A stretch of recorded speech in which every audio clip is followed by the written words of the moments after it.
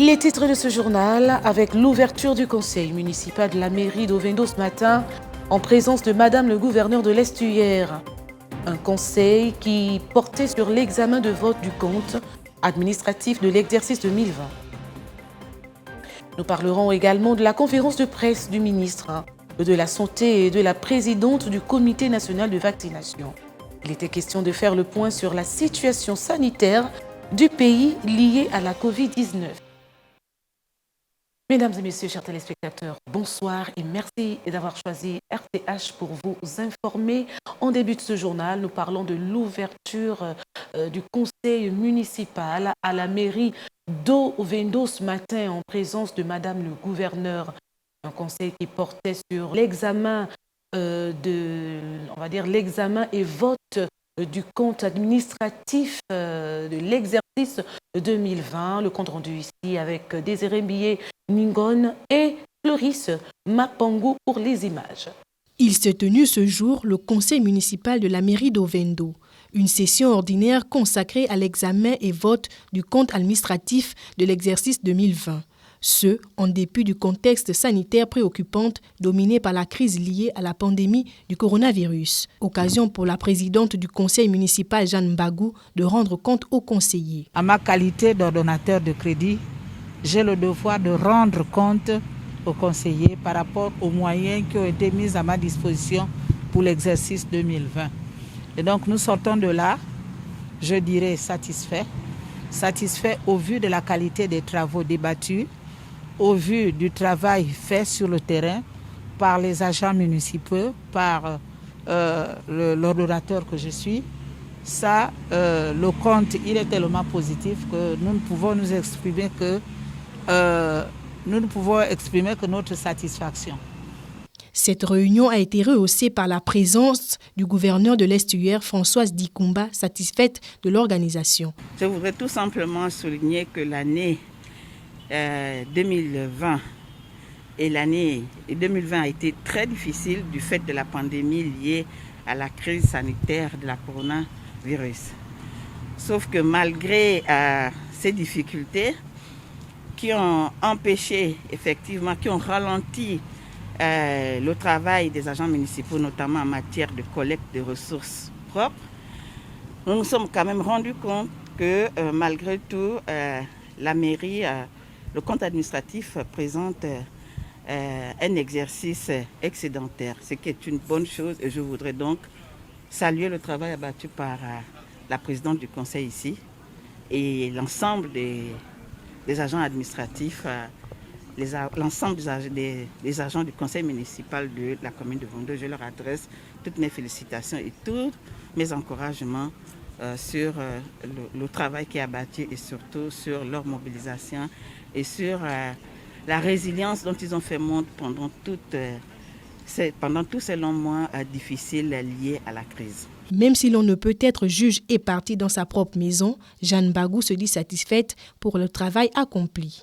Donc l'année 2020, malgré la pandémie, la Covid-19, la mairie d'Ovendo a fait un excédent budgétaire de plus de 300 millions. Donc raison pour laquelle je vous disais tantôt que nous sommes satisfaits par rapport à la qualité des travaux, donc le travail qui a été fait sur le terrain. Commencé à 10h, ce conseil a finalement pris fin à 13h à la grande satisfaction des participants. Voilà, Jeanne Mbagou, à cette occasion, a donné le bilan qu'elle qualifie d'ailleurs d'excédentaire et positif au-delà des attentes. Nous l'écoutons au micro de Désiré Billet Ningon et de Floris Mapango. En effet, celui-ci avait été arrêté en recettes et en dépenses à la somme de 3 916 352 546 francs CFA, alors que celui de l'exercice 2019 faisait ressortir les recettes et les dépenses à la somme de 3 638 838 667 francs CFA. Toutefois, mes chers collègues, mesdames et messieurs, distingués invités, le compte administratif 2020 que nous allons examiner et voter section par section, chapitre par chapitre, article par article, et rubrique par rubrique dégage un résultat excédentaire de 396 279 680 francs CFA. Ce bilan très positif, au-delà de nos attentes, permet de confronter le résultat définitif du compte de gestion cumulé de l'exercice 2020 à la somme de 10 269 millions. Nous poursuivons ce journal pour parler de la conférence de presse hier par le ministre de la Santé et de la présidente du Comité national de vaccination. Il était d'ailleurs question pour eux de faire le point sur la situation sanitaire du pays liée à la Covid-19. C'est ce que nous précisent d'ailleurs Lordine Oyane et Floris Mapango. Reportage. Depuis quelques semaines déjà, le Gabon observe une tendance baissière des cas de contamination liés à la Covid-19. C'est ce qui ressort de la conférence de presse animée conjointement par le ministre de la Santé et la présidente du Comité national de vaccination contre l'épidémie à coronavirus le 12 juillet dernier. Les données épidémiologiques montrent que nous tendons vers moins de 20 nouvelles contaminations par jour. Les hospitalisations et les décès sont en nette régression par rapport au premier et au deuxième trimestre de l'année 2021. Le maintien de cette tendance baissière sera dépendant de nos comportements.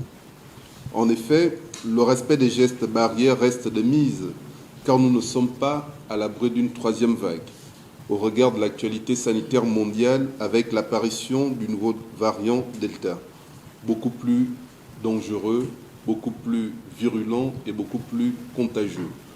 Le professeur Marielle Bouillou, prenant la parole à son tour, a quant à elle fait l'état des lieux de la vaccination en République gabonaise depuis son lancement le 23 mars dernier. On est parti de moins de 2000 vaccinés au mois de mars, ce qui n'était déjà pas négligeable, pour atteindre plus de 15 000, il s'agit là de données parcellaires, plus de 15 000 vaccinés au mois de juin. Et on voit déjà qu'en juillet, nous avons dépassé les 8 000 vaccinés. Comme venait de dire Monsieur le ministre de la Santé, la demande commence à s'accroître.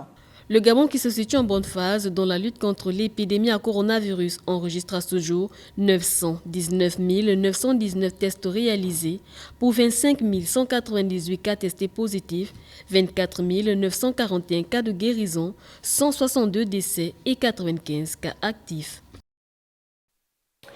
Toujours lors de cette conférence de presse, le ministre de la Santé a invité les populations à respecter les mesures barrières. Nous l'écoutons dans ce reportage de Lordine Oyane et de Floris Mapango. Peut-on cependant envisager une éventuelle sortie de crise et retrouver le cours de la vie normale? Une interrogation qui vaut son pesant d'or si l'on s'en tient aux données épidémiologiques rendues publiques récemment par le comité de pilotage du plan de veille et de riposte contre l'épidémie à coronavirus et le comité national de vaccination. On parle de moins de 20 nouveaux cas par jour depuis quelques semaines et en moyenne 1000 vaccinés par jour. En réponse à cette interrogation, le ministre de la Santé est clair. Aujourd'hui, nous devons être plus que vigilants. Nous avons une tendance baissière. La tendance baissière n'est pas synonyme de relâchement. Donc nous devons être extrêmement prudents. Nous sommes à une période de l'année où c'est la période des fêtes, des mariages, des cérémonies traditionnelles, tout ce qui constitue des facteurs d'exposition à une explosion du virus. Donc nous devons être extrêmement prudents en disant que nous pouvons faire la fête, mais en nous protégeant. Nous pouvons faire la fête en étant sûrs que nous sommes bel et bien vaccinés. Nous vous invitons à sensibiliser plus nos communautés, nos familles, toutes les personnes aujourd'hui qui sont réfractaires, toutes les personnes aujourd'hui qui croient aux infox sur la vaccination. Nous voudrons tout simplement leur dire que la vaccination aujourd'hui, c'est le seul rempart qui permet de protéger contre la Covid-19. Au sujet de la vaccination, le professeur Marielle Bouillou a annoncé la délivrance dans les tout prochains jours de l'attestation de vaccination, encore appelée passe vaccinal, document contenant un code QR sécurisé qui permettra de ressortir toutes les informations concernant la personne vaccinée. Cette attestation remplacera la carte de vaccination. Voilà, nous revenons avec la caravane d'endo-urologie au centre hospitalier universitaire de Libreville organisée par l'ACNAMGS, l'association marocaine d'endo-urologie, en partenariat avec les ministères de la Santé et des Affaires étrangères. Le compte-rendu ici avec Désiré Mbiyeningod et Floris Mapango. Le centre hospitalier universitaire de Libreville abrite la caravane médico-chirurgicale d'endo-urologie depuis le 9 juillet 2021. Les consultations et interventions chirurgicales d'endo-urologie ne concernent que les pathologies urinaires, la prostate et celles des dysfonctionnements érectiles. Professeur Redouane Rabi nous explique l'objectif. Notre objectif, c'est de mettre en place des techniques mini-invasives, donc qu'on appelle la chirurgie endurologique. On n'opère plus par chirurgie ouverte. Depuis hier, nous avons fait pas mal de prostates, une dizaine de prostates, par résection, vaporisation, et même opérer des reins qui était très difficile. Les personnes atteintes du VIH peuvent également bénéficier d'une intervention chirurgicale. Et là, c'est une occasion aussi bien, nous avons découvert, par exemple, il y a des patients HIV, et c'est un patient qui a le droit d'être opéré. Et donc, c'est pour ça qu'on va opérer aujourd'hui. Donc, il est HIV, on va l'opérer par voie endoscopique, et donc il y a moins de risques que les gens se contaminent. Docteur Ifoudji Makao Arsène, anesthésiste réanimateur gabonais, salue la collaboration avec l'équipe des spécialistes venus du Maroc. La médecine, c'est une pratique qui ne se fait pas en vase clos. Donc, en réalité, ceux qui sont là, c'est des médecins, c'est des praticiens, ils ont l'habitude des actes qu'ils posent, et nous aussi. Donc ça ne s'invente pas, ça ne s'improvise pas. Donc en réalité, ils doivent comprendre que dès lors qu'on parle médecine, et surtout dans des centres hospitaliers universitaires, ça veut dire que c'est des praticiens validés, c'est des praticiens qui ont une expérience. Et donc je ne pense pas qu'il y ait raison de s'inquiéter par rapport aux actes qui sont pratiqués pendant cette caravane. Rappelons que cette caravane qui a débuté ce 9 juillet au centre hospitalier universitaire de Libreville prendra fin le 14 juillet 2021. Les consultations se font au service d'urologie au premier étage du centre hospitalier universitaire de Libreville. Le port du tissage très bien apprécié par la gente féminine au Gabon, un sujet qui a d'ailleurs fait l'objet de la rédaction de Télé Hermont.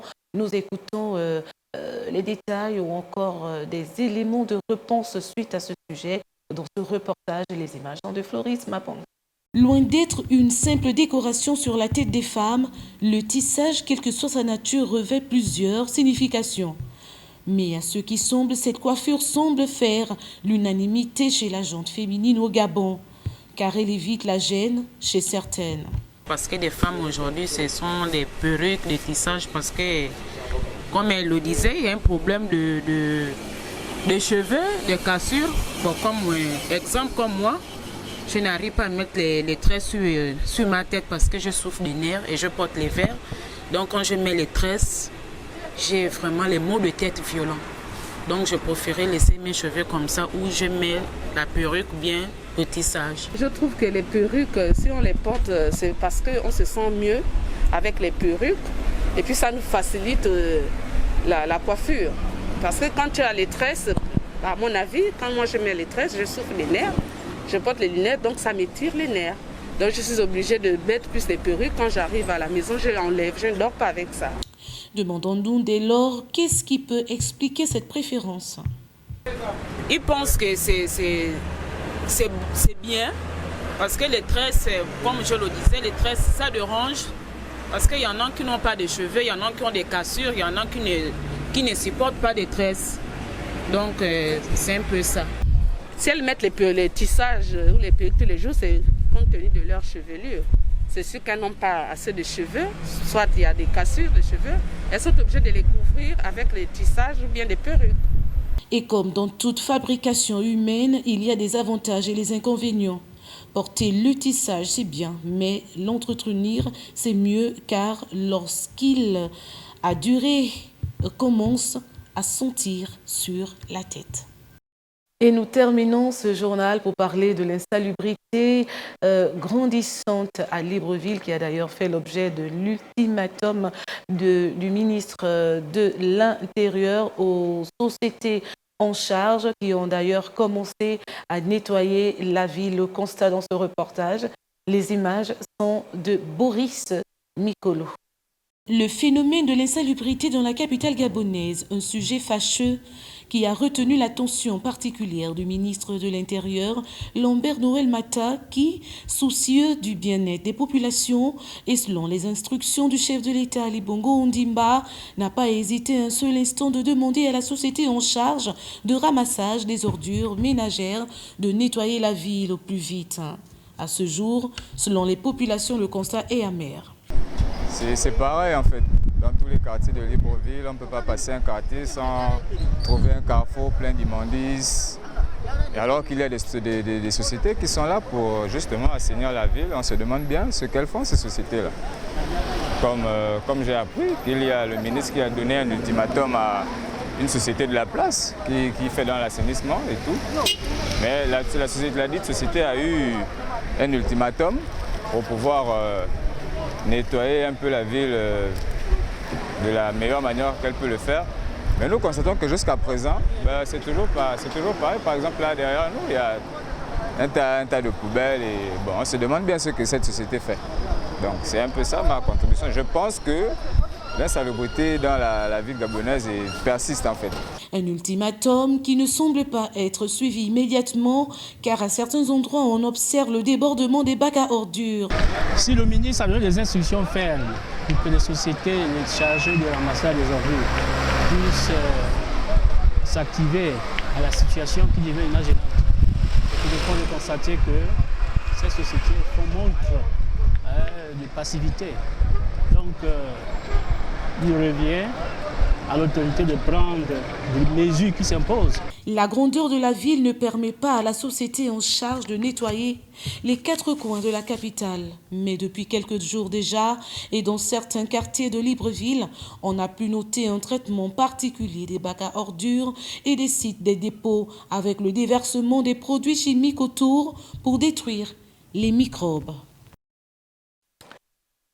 Point final à cette principale édition d'information de 20h30 qui a d'ailleurs été réalisée par l'ensemble de la rédaction de Télévision Hermont, supervisée par Gama Luzé. Mesdames et messieurs, avant de nous séparer, je me fais le plaisir de vous rappeler les titres de ce journal.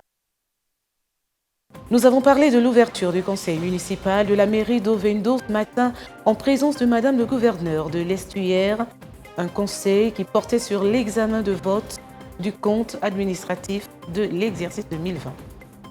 Enfin, la conférence de presse hier du ministre de la Santé et de la présidente du Comité national de vaccination.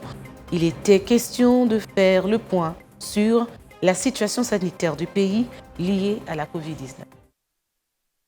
Merci à vous. Nous nous retrouverons demain à la même heure. Au revoir.